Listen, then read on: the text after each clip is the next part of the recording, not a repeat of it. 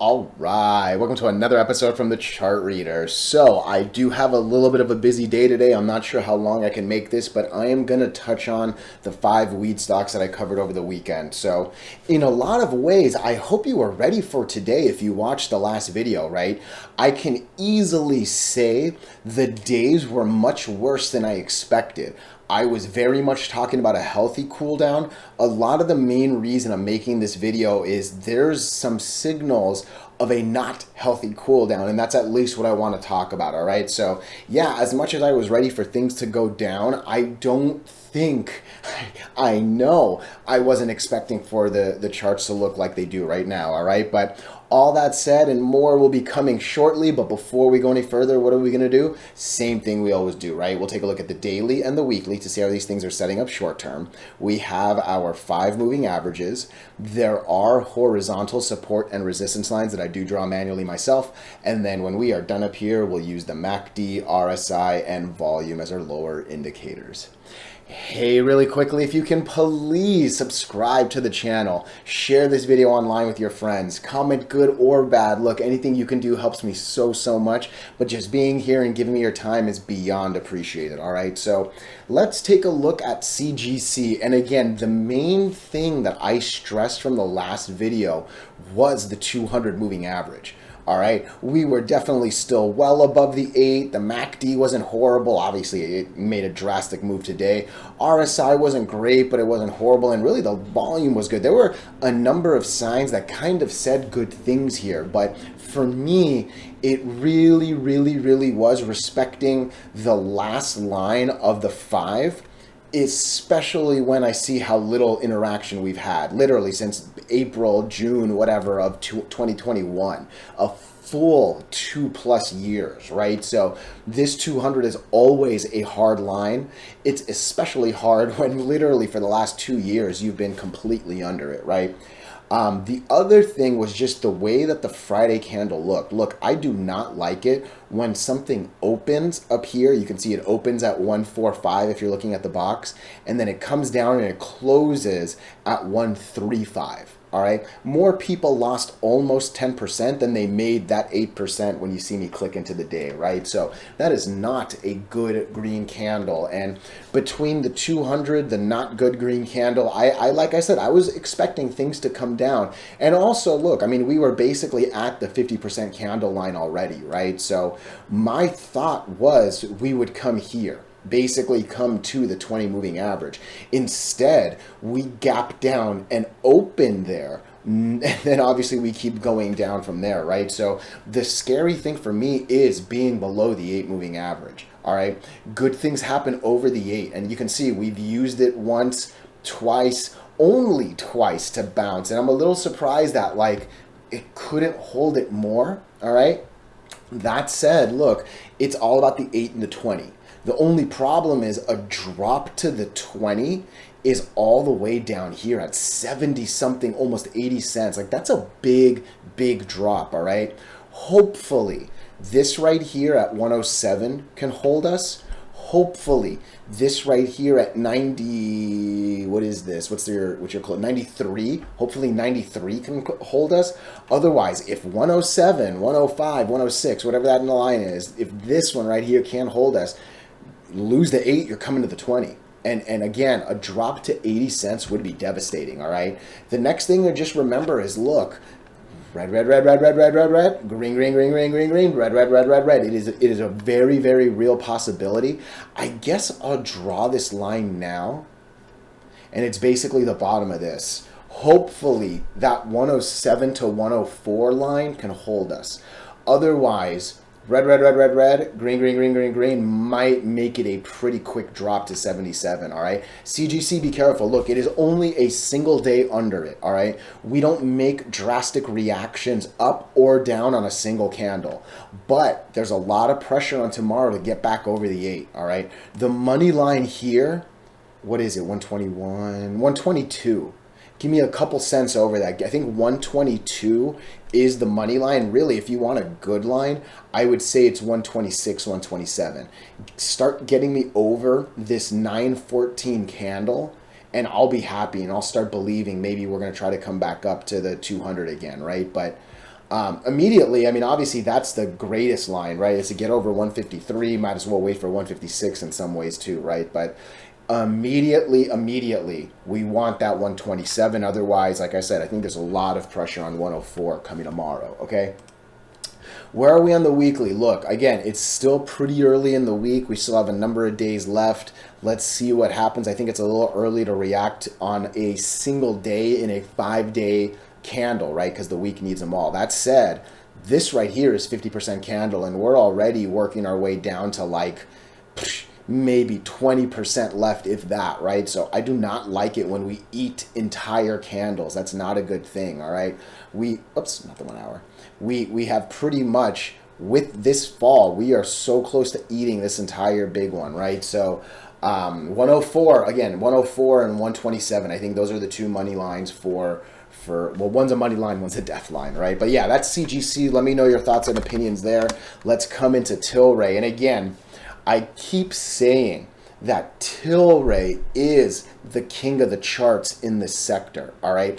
I sincerely have absolutely no idea about the fundamental differences between Tilray, ACB, this stock, that. I really don't. I have no idea who has more money in the bank. I have no idea who has more stores, more farmland, more this, more that. I'm telling you, all I know is Tilray, in my eyes, my human, just my opinion, this is the one that matters for the weed stocks, all right?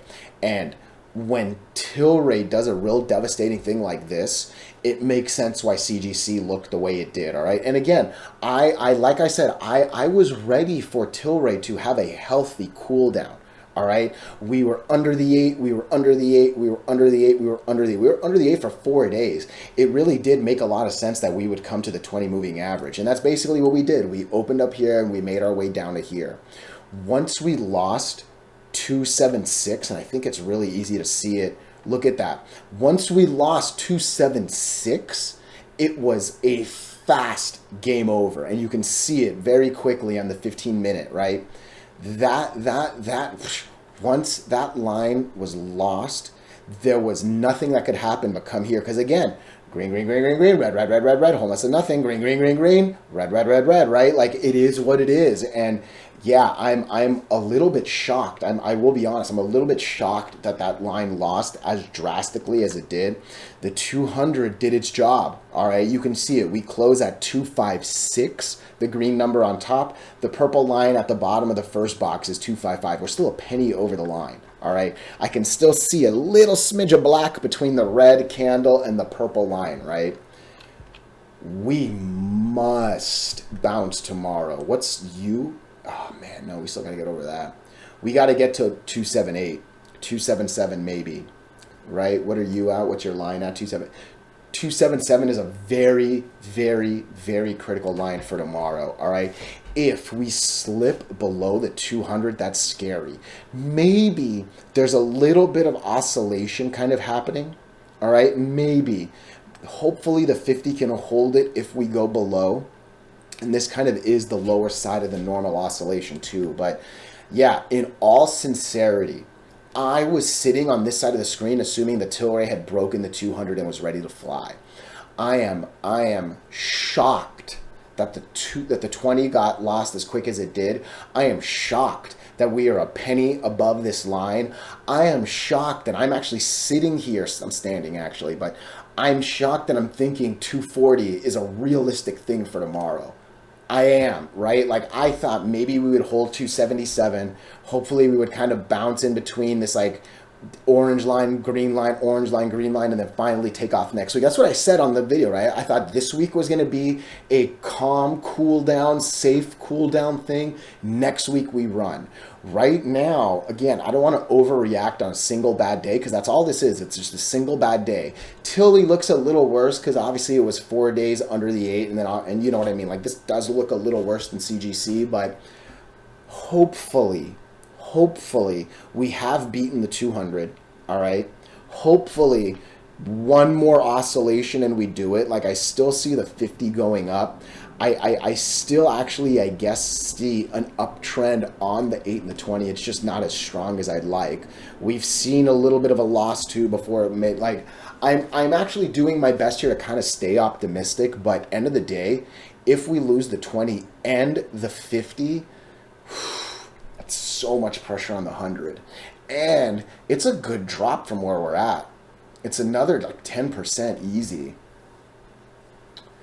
Ah, man, yeah, hopefully we never go under the 50. Hopefully this 200 holds. I can't stress how sad I am that the 20 average was lost. And again, I hope you see it one more time.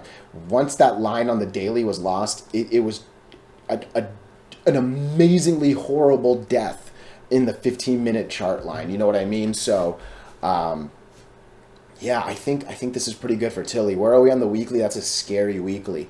Again, it's still a little early. Hopefully over the next couple days we can make our way back up over that 50, basically in the 270s. But yeah, I mean, again, green might be a hard drop to 217. Hopefully this 240 can hold. Where's 240 on this one? Is that you? Yeah, that's you. It seems like we're not going to go any lower than the 50. It actually does. If I had to put my finger on it, I'm again just shocked that I have to be talking about coming down to the 240s instead of just living at this 3 line a little bit more. Like, I thought we were just going to live horizontally. I did. That's basically what I was expecting until next week when we ripped. So, hey, let me know if there was any news that I might have missed. But yeah, Tilly's bad candle helps me explain why CGC did worse. And really, look, ACB, I was expecting a lot today. I was. We were very much over the biggest candle. Maybe in some ways this was a little too insignificant a candle for me to get too excited. It obviously wasn't a doji, like the body wasn't skinny. But yeah, I mean, we had equal wicks up and down. We basically saw the same rough candle and failed it. So maybe I didn't put enough emphasis on this candle itself. Again, you know, I say it all often, I'm not a candle trader. Like, the only candle shape I care about are dojis, right? Everything else, they're just the box and the colors to me, right? But yeah, this looks a lot like this. This did fail. Maybe I should have wanted a bigger candle over this one to get excited. But again, I still think Tilray doing poorly is why this did poorly. Hey, this one's still at least over the 8, so in some ways it did better, right? It just didn't go up like I expected. But again, if there was any news that I missed, let me know. I really didn't look at many of the headlines here. I actually wasn't even, like I said, planning on making this video, but just enough requests came in. But yeah, ACB really disappointed that this didn't continue. And I think the best thoughts I have are